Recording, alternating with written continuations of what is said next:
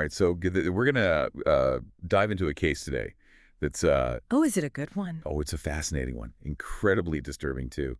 The story of William Bradford Bishop Jr. Hmm. I don't think I've heard of this one. Well, get this. He's a fugitive who's managed to stay off the radar for decades. Wow. Decades, huh? Decades. Yeah. We're talking like he disappeared into thin air. Poof. Gone. Okay, I'm intrigued. So where do we even begin with a case like this? What are we looking at? Well, lucky for us, he's got a Wikipedia page. So we're going to use excerpts from that Okay. to try and piece together the puzzle.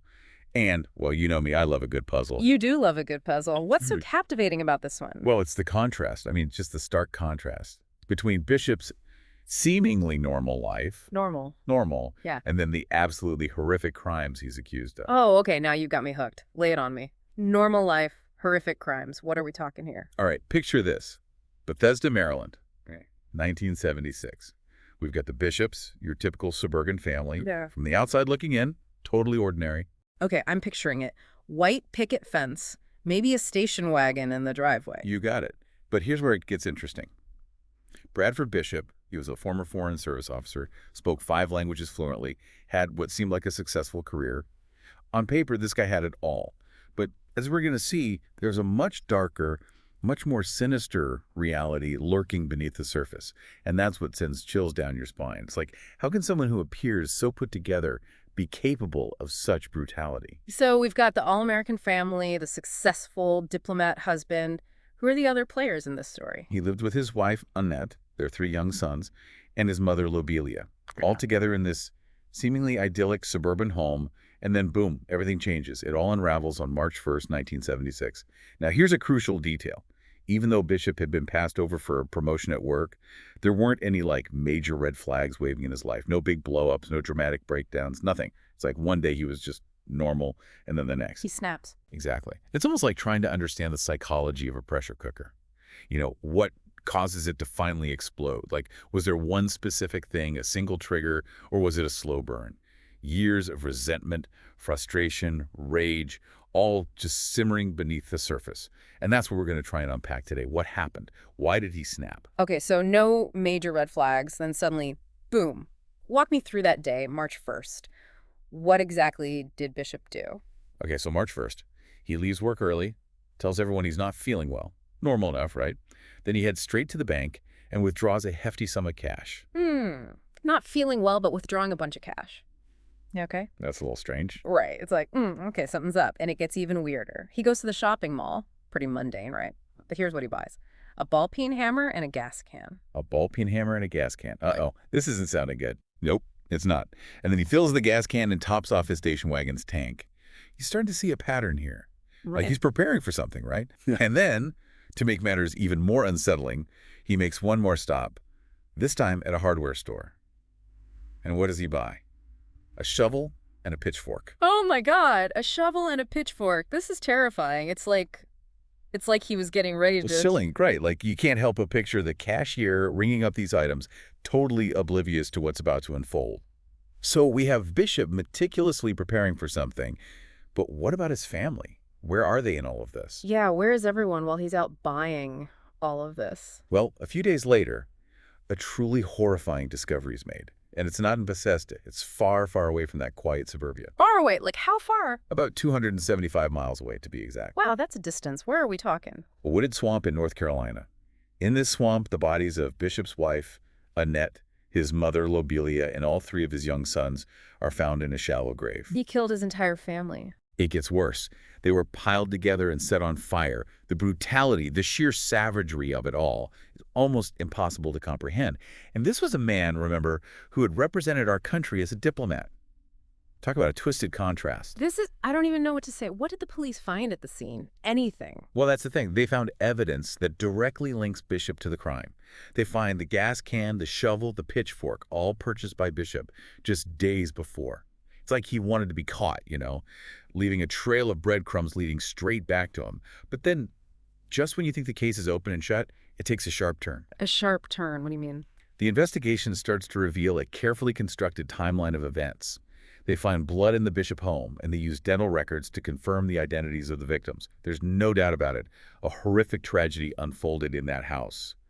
And the investigators believe that Bishop killed his wife first, then his mother when she came home, and finally his 3 sons while they were sleeping. Oh, God. He murdered his sons in their sleep. So calculated, so cold-blooded. Exactly. This wasn't some crime of passion. It was meticulously planned and executed.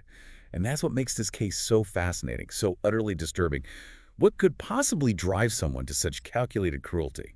So they have all this evidence, they have a timeline. Did they catch him? That's where the case goes ice cold. Yeah. Bishop's station wagon is found abandoned in Elkmont, Tennessee. Not just anywhere in Elkmont, but at a campground near the Appalachian Trail. The Appalachian Trail. Okay, so maybe he's trying to, rough it, live off the land, disappear into the wilderness. It's certainly a possibility. It's like he deliberately chose a location that would allow him to vanish without a trace. But here's where it gets even more intriguing.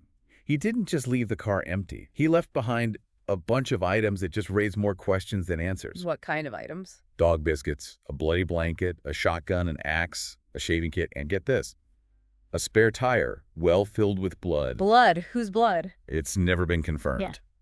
But it's just one more chilling detail in a case that's full of them. So he just disappears, vanishes into thin air. No sign of him since. Despite countless reported sightings across Europe over the years, Bishop remains a ghost. He's never been found. And here's the kicker. His wallet, passport, and the murder weapon have never been recovered. So we're left with a million questions. What happened to him? Did he create a new identity? Did someone help him escape? Did he die out there somewhere? It's a mystery wrapped in an enigma. And that's what we're going to try and figure out today. We're going to dive deep into the life and disappearance of William Bradford Bishop Jr. and see if we can make sense of the senseless.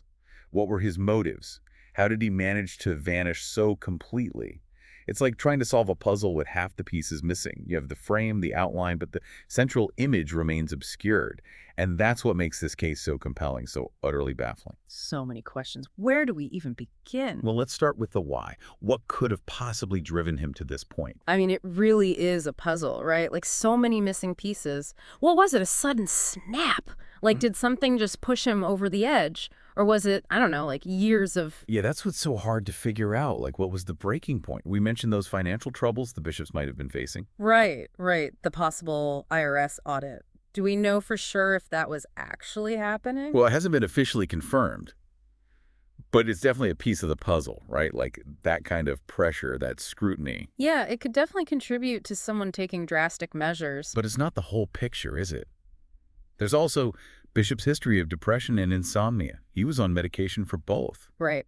Mental health can definitely be a factor in these sorts of cases, but it's never a simple equation, It doesn't automatically explain such cold, calculated violence, especially against his own family. No, it doesn't. Like, we're looking at all these pieces, right? But there's still something missing, something that would connect them all. That would help us understand. The why. Yeah, the why of it all. What was going on in his head. It's fascinating and horrifying all at the same time. Totally. So even with all these unanswered questions, the search for Bishop continued, right? There were moments that felt promising. Like, remember the exhumation of that body in Alabama? Yeah. Back in 2014? Oh, yeah. For a while, everyone thought they'd finally found him. Right. Turns out DNA testing proved it wasn't him. Another dead end. But it goes to show you they're still looking, still pursuing every possible lead. It makes you wonder, though, is he even still alive? Could he be out there somewhere, living under a new name? I mean, it's been decades, right? It seems almost impossible. But not totally out of the realm of possibility. Think about it. He could be deliberately avoiding anything that would, flag him. Getting fingerprinted, anything official. And wouldn't his background in the Foreign Service give him the skills to do something like that? Well, absolutely. He'd have the know-how to disappear, create a new identity, evade capture. It's like something out of a spy movie? Totally. A master of disguise, living a double life. And speaking of trying to track him down, those age-progressed images, the ones forensic artists created, any luck with those? I mean, they've been circulated all over, but so far, nothing concrete. He's managed to stay off the grid. He's a ghost. How? It's got to be agonizing for the victims' families. Oh, absolutely. I can't imagine the mix of emotions, the hope for closure, the pain of not knowing, always wondering. If he's out there somewhere, living a new life, while they're stuck with the aftermath, the weight of this tragedy, the unanswered questions.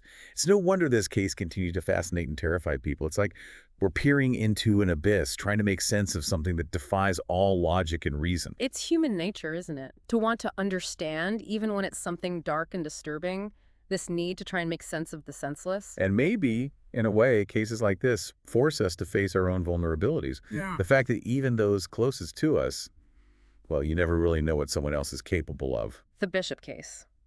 It's a stark reminder that evil can hide in plain sight, that normalcy can be a mask. So we've got the evidence, the timeline, the psychology, but ultimately, this deep dive leaves us with more questions than answers. Will we ever know the truth about William Bradford Bishop Jr.? Will the mystery ever truly be solved? Or will it remain unsolved? Like a chilling reminder of the darkness that can exist within the human heart.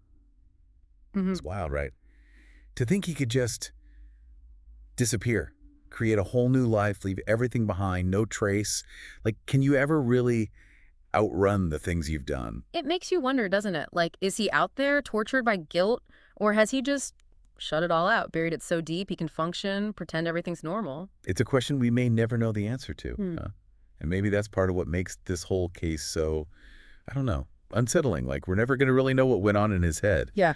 But we can try to make sense of it, right? Look at the pieces. Absolutely. I mean, we can analyze the facts, explore different theories. Even if we don't get a definitive answer, the process itself, I think it can teach us something. Yeah, I think you're right. It's like putting together a puzzle with some pieces missing. You might not get the full picture, but you can still see the shape of it. Yeah. So let's step back for a second, big picture. What can we learn from this deep dive into Bishop's life, his disappearance? Well, one thing that really stands out is how easily we can be fooled by appearances. Right. I mean, this guy was successful, charming, seemingly normal, but underneath it all. Darkness, like a reminder that you never really know what's going on inside someone's head. Exactly. And it makes you realize we can't be naive. We have to trust our gut, pay attention to those red flags, because things aren't always what they seem. And then there's the investigation itself, like how difficult it is to track down someone who really wants to disappear, especially someone with his resources, his skills. By his background and intelligence, it's almost like he was trained to vanish. Do you think he planned it all along?